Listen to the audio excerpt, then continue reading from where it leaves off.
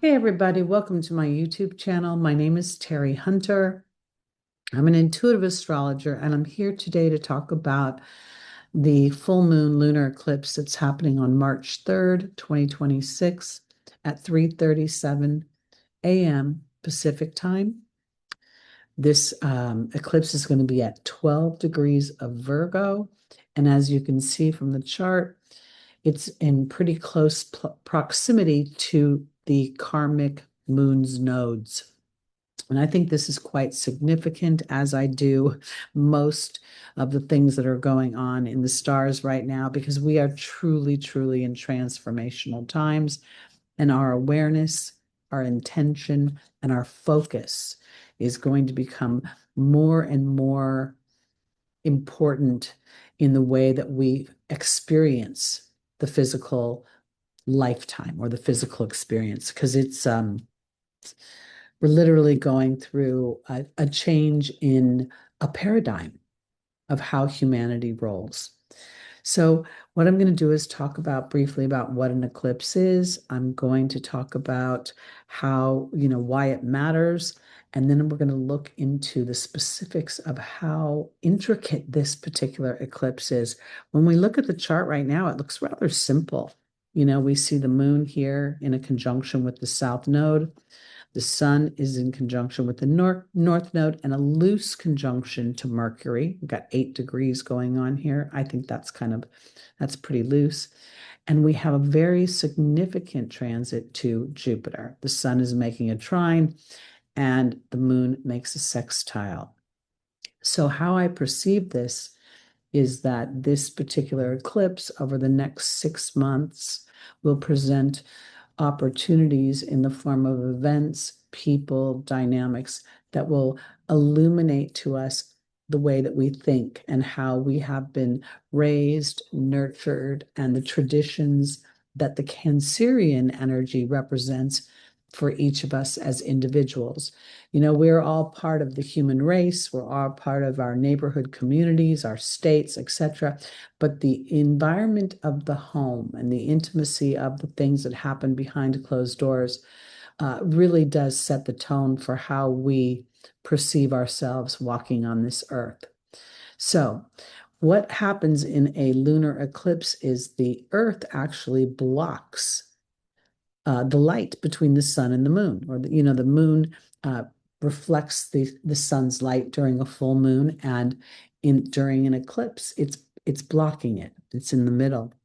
It also is the moon's nodes are mathematical points that indicate where um, the moon is crossing the ecliptic.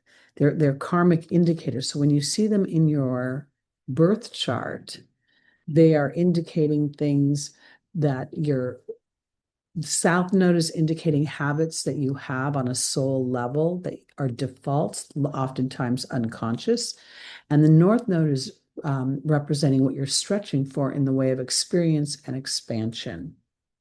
So, why do these eclipses matter so much? Because during these particular times, we are literally humanity is at a karmic crossroads. They're going to signal in major changes and shifts, not just to us, but around us. And how will we perceive them? This is the 12th degree of Virgo. Virgo represents what we do every day, how we process our thoughts, what we do when we get up in the morning is Virgo's energy.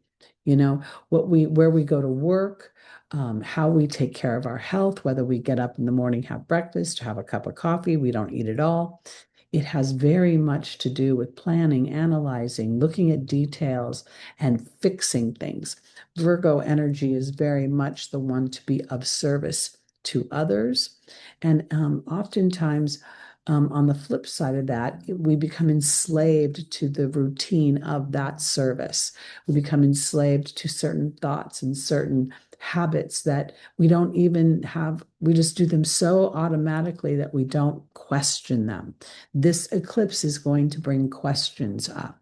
It's going to open up a space where we start to think, why am I doing this?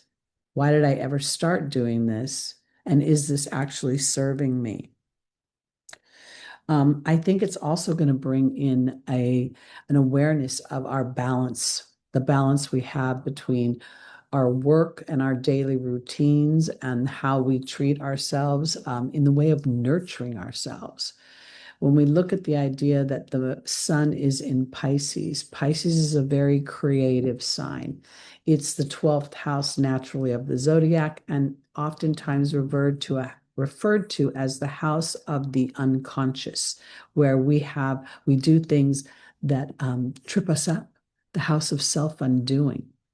And then there's that Virgo energy, which can be in its most challenging form extremely self-critical. It can be self depleting in some respects because it just goes until it gets the work done. In its humility and its humble nature, it can very much be again diminishing to itself. Now we see that the moon is next to the south node here. And to me, that is the old habits, the old ways of thinking. It is the very much Virgonian. And I want to offer this because Jupiter is in aspect, and I'm going to talk a little bit more about that in a minute. But Jupiter co-rules Pisces. So Jupiter's influence during this eclipse is way bigger than we might think initially. Jupiter in Pisces rules an ability to be able to conceive things that are of a divine nature. We talk, some people channel, divine energy, some people channel divine creativity. In Virgo's energy, that is a little too mystical for Virgo. Virgo wants to be able to process something, to see it, to touch it, for it to be tangible. And so what we see is that the Sagittarian Jupiter energy is rather conflicting in some way to the Virgo energy, because where Jupiter is very expansive and very willing to experience things that are absolutely mystical, absolutely come from an invisible place. And oftentimes that's our emotions. Emotions are only visible when we demonstrate them. And the Virgo energy can be very regimented and routine and controlled. So here, I think what's going to happen is there's going to be some sort of illumination for each one of us, depending upon where this is in your personal chart, in habits of thought and how we're treating our everyday lives. And are we aware that we ourselves, as humans and in the human apparatus, are constantly evolving? So habits that we may have had years ago that were not so detrimental, they could be more detrimental now, or it could be just the opposite, where habits that we have that are really good get to be fostered and nurtured even more so. The moon represents the feminine, the receptive, the creation within. When we think about the moon, we have, of course, the moon's light that we see from Earth, but most of space does not see that light. It's the dark side of the moon. So there could come up habits of, again, perfectionism, um, even maybe a bit of martyrdom to what you're responsible to. I have to go to this job because I have to pay my bills and I have to do this. I think this eclipse is really going to illuminate the have tos and the shoulds and the I need tos, because they are really choices. And I think that the sun here representing our light, representing our vitality, representing the creativity that's demonstrated in the Leo energy, is wanting to be expressed. And the North Node that's what we're stretching for, is to allow our light to shine in its own uniqueness, in its own individuality, and within its own divinity. This sign of Pisces being the bridge between the physical and the non-physical. Now, when we click on, when we click on the sun, we see a nice trine to Jupiter here in Cancer. And, when we look at the time of the eclipse, the Virgo nature of this eclipse is not lost on me when I see Cancer as the sixth house. So here we are in the Virgo's natural energy of the sixth house, making a harmonious aspect to believing in things that are beyond me, to believing in things that I can uh, choose. I can decide that I want to explore this area. I want to go into foreign territory of how I can nurture and create. When we think about the Cancer energy as the mother, it's ultimate, it's the zodiac's womb. And that's where the ultimate creation takes place. So this is very favorable. And it's also favorable for understanding process, that just because you have come to maybe some conclusion about something, you don't need to villainize yourself for not coming to that conclusion sooner, that this is the exact divine timing for you to come to this conclusion. Now, when I click on the moon is in a sextile to Jupiter. Now, the difference between a sextile and a trine is a trine operates effortlessly. It's harmony without having to push on something. A sextile is something that needs to be activated. You need to actually participate, and in this respect, mentally participate. Know, oh, okay, I have this mental awareness that I have a certain habit. Now, I look at a lot of different theories of astrology and sort of braid them together to my how it resonates with me on an intuitive level. The 12th degree of this Virgo lunar eclipse is very interesting to me because in Christopher Witecki's step system, the one represents the sun, my heart, and my courage, and the two represents the moon, what I feel and what I emote. And here they are together, illuminating something. Now, the nodes are at 8 degrees. In Christopher Witecki's system, this is the royal director, the person who decides what's going to happen. And this eclipse is giving us an opportunity to become aware of old habits, old expectations of other people, and how they perceive me and my value. Because when you're in the sign of Virgo and you're being of service to other people, how other people receive that service is of high importance to you. And here we see that there's an activation. And the thing about this activation that Jupiter is offering is Jupiter is stationing. Jupiter is stationing at 15 degrees, which means it's slowing down in the sky and it's about to move forward, which makes Jupiter 5 times more powerful than it is when it's in motion. Now, Jupiter is in exaltation in Cancer, which means it's in its highest dignity. When Jupiter enters Cancer, it's like the holidays. All the fine china is coming out, the dining room table is set, no TV trays, no eating on paper plates. This is huge. So here is Jupiter slowing down in the exact middle of the sign at 15 degrees.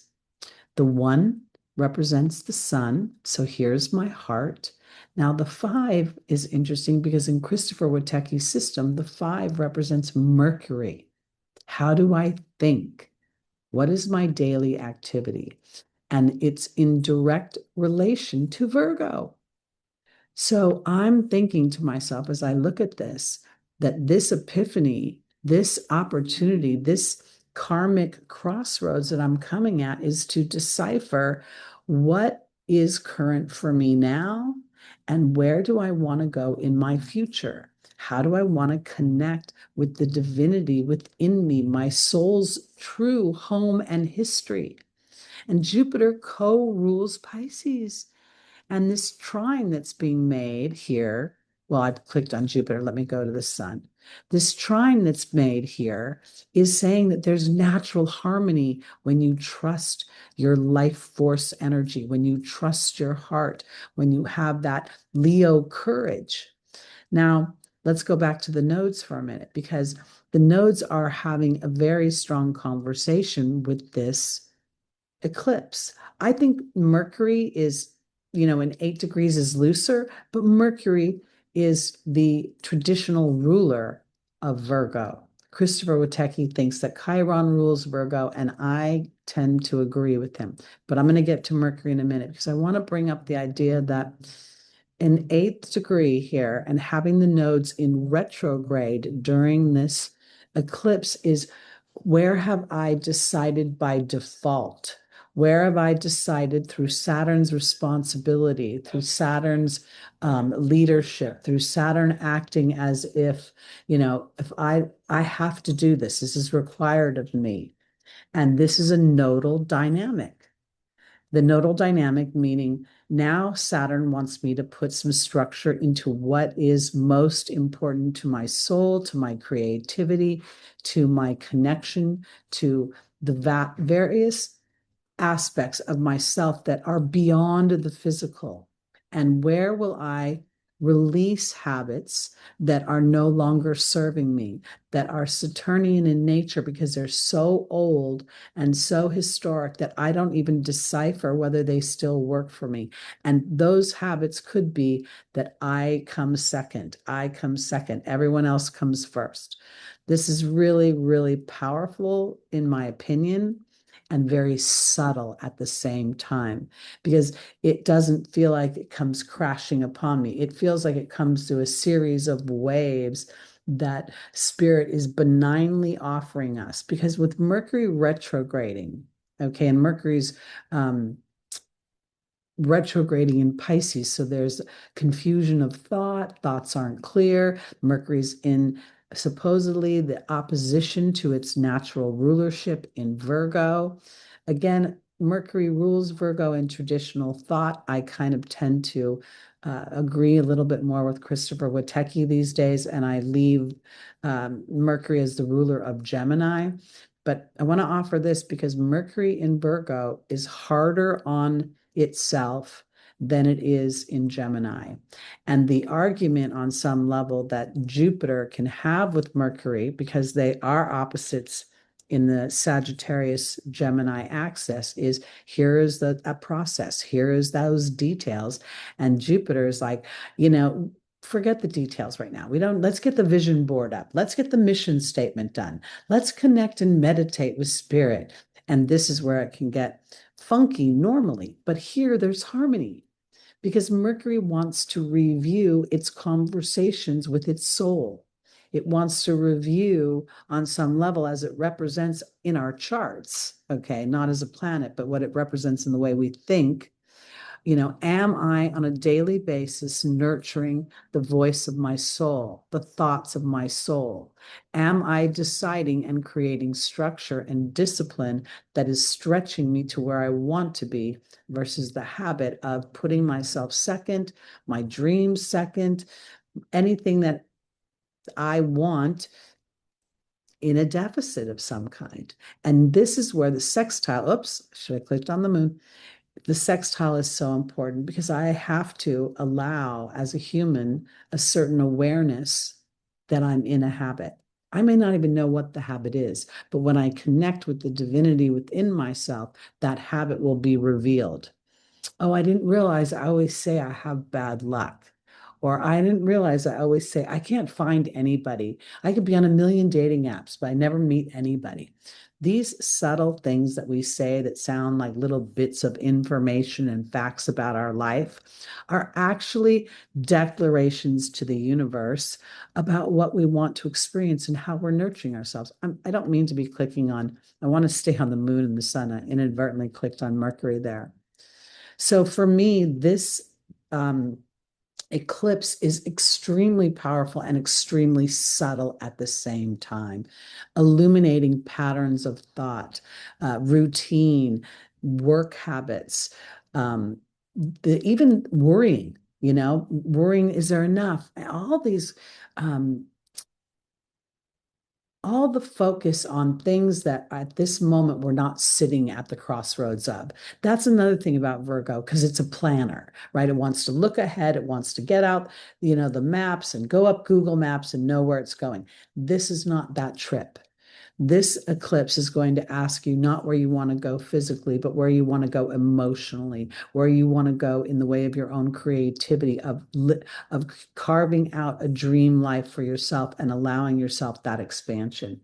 And when you allow your natural creativity and your natural light to shine, as evidenced by this trine, things move very easily. But on some level, you're going to have to recognize where emotionally you might trip yourself up. And that could be not having enough ego, not thinking that you've done the work, not thinking that, you've completed enough. It's too much perfectionism. And that's where the required sextile becomes so important. Okay, that's it for me. I hope you enjoyed this video. If you did, please like, please subscribe. I'll be back with more stuff at a later date. And in the meantime, have a great eclipse season, everybody. Peace out. Feel the love.